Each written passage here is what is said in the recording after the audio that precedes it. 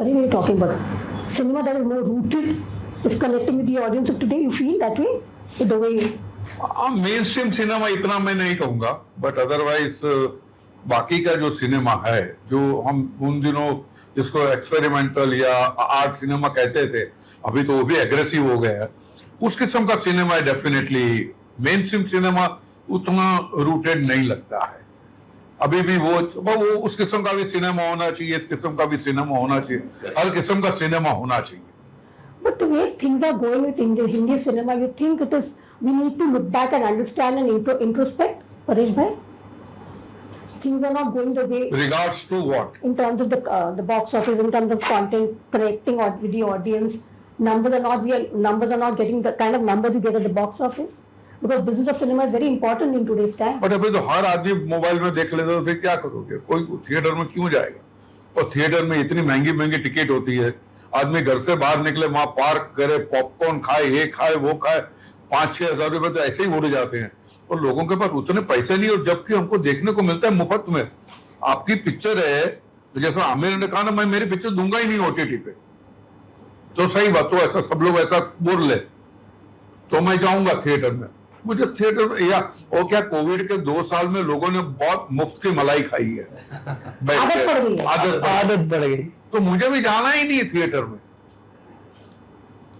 और सबको मालूम है 15 दिन में आनी है। थिएटर का जो मैजिक जो था ना फिल्म का, वो ही निकाल दिया है चैनल ने। हीरोइन मेकअप करके दिखेगी, स्टंट कैसे पिक्चराइज करते हैं, हीरो कपड़ा कैसे बदलता, वो जो मिथ था, जो मैजिक था, वही निकल गया। Exactly, that is gone. Exactly.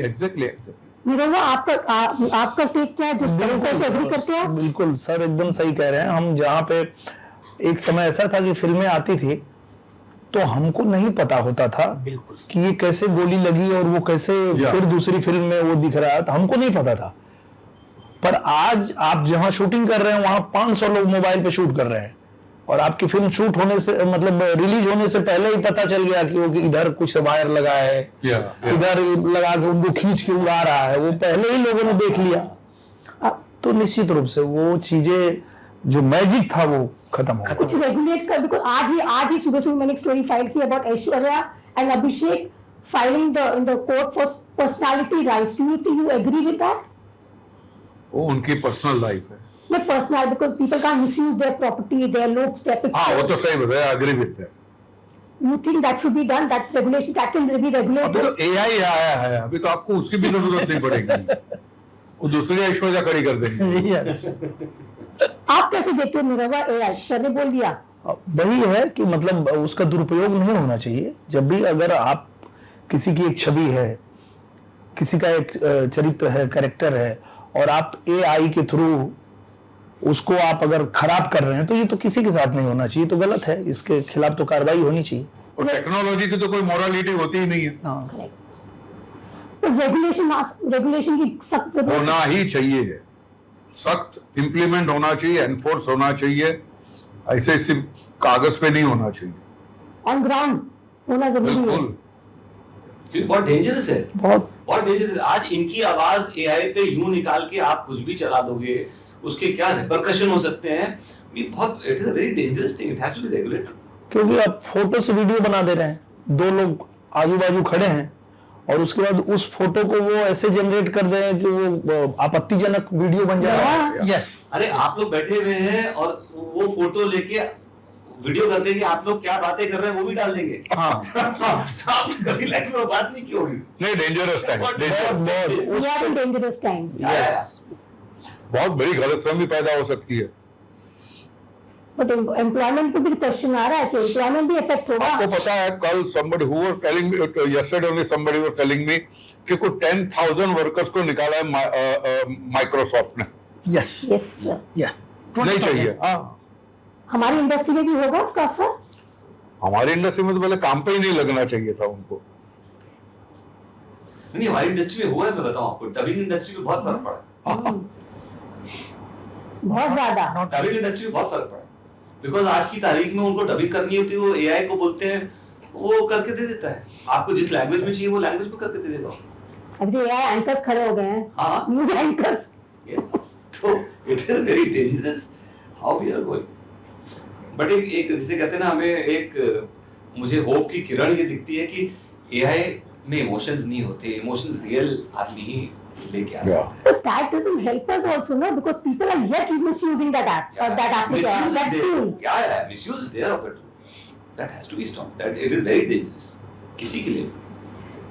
Freedom of expression is how important it is today's time. It is But very much important. how when it comes to cinema also, because there are times when we are not able to tell our stories also. Issues happen.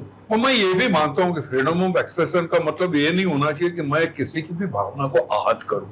Correct.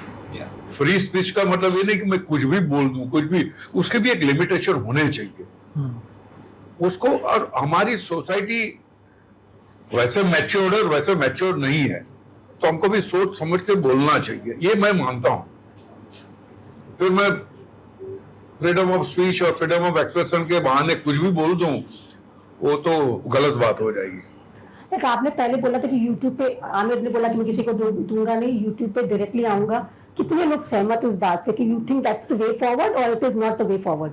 Dinesh भाई, अगर आपको ये चाहिए कि theatre में लोग फिल्में देखें, तो बिल्कुल उन्होंने सही कहा, वही होना चाहिए कि हमारी फिल्म अगर हम चाहते हैं कि लोग थिएटर में देखें, तो ये डे वन से क्लियर होना चाहिए कि हमारी ये जो फिल्म है ये थिएटर में ही आएगी। अगर ये नहीं है, 4 हफ्ते बाद OTT की बात भी होती है ना, वही तो सबसे बड़ी। वही तो सर ने कहा कि वो पहले ही क्लियर कर दिया कि हम अगर इस फिल्म को रिलीज कर रहे हैं थिएटर में, तो आप वहीं देख सकते हैं, इसको आप कहीं और नहीं देख पाएंगे। ये अगर नहीं करेंगे तो फिर लोगों को तो पता ही है, आदत लग गई है कोविड में कि बैठे बैठे घर पे भाई बैठे हैं, यूट्यूब पे आ जाएगी, देख लेंगे। और प्रोड्यूसर भी बेचारा थका रहा है, इतने लाखों रुपए लगा के, उसको पता है OTT से कुछ तो मिल जाएगा, कुछ तो इज्जत बचेगी, जी ठीक बात। वो बेच देता है। प्रोड्यूसर का भी कसूर नहीं है, बट एक जिगरा रखना चाहिए, भैया नहीं भेजूंगा। 120 करोड़ का झटका है, मतलब I was offered that much money for that film Sitaare Zameen Pe and he said no. You think it is set up to But how was his response for the YouTube thing? It is going on, so huge risk is taken. But I think, Amir is the one who can take risk. Yeah, he took a stand. Thank you for your time. Thank you. Thank you.